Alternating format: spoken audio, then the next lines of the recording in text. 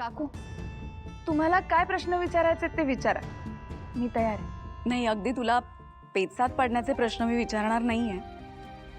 अगदी मनात जे आलं ते सहज विचारतेय. तुला सगळ्यात जास्त काय महत्वाचं वाटतं, सिद्धू की घर? हे बघ भावना, अगदी पहिल्यापासूनच मला सून कशी हवी हे मनात अगदी ठाम होतं. म्हणजे माझ्या होणाऱ्या सुनेने घरात सगळ्यांशी अगदी प्रेमाने वागावं, छान बोलावं, सगळ्यांची काळजी घ्यावी, सगळ्यांच्या आवडीनिवडी जपाव्या, काय हवं नको ते बघावं, सगळ्यांची अगदी मनापासून काळजी घ्यावी अशी माझी इच्छा आहे. पण माझा सिद्धू थोडा वेगळा आहे ग.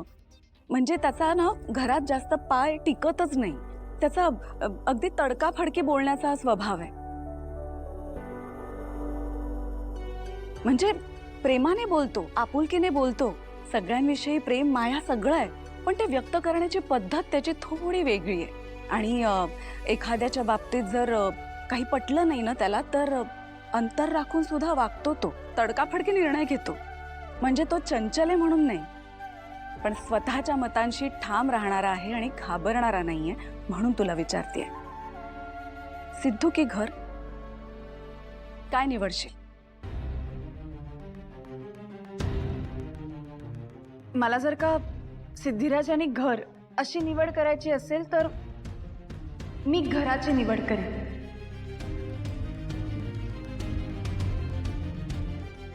खोट, साप खोट. आई काय बोलतेस तू?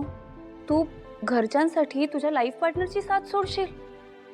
सिद्धिराज आणि घर या दोन्ही गोष्टीतनं मी घराचीच निवड केली, कारण माझ्यासाठी जिथे सिद्धिराज तेच माझं घर.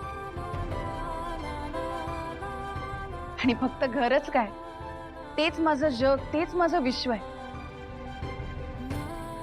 सिद्धिराज आणि घर या दोन्ही गोष्टी वेगळ्या असूच शकत नाहीत माझ्यासाठी.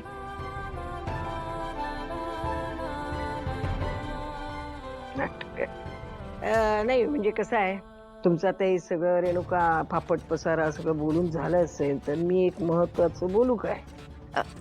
हो. काय ना, लक्ष्मी आणि श्रीनिवास दळवी माझा मुलाचे आणि मुलीच्या पत्रिका जमतायत की नाही ते बघायचंय. हो,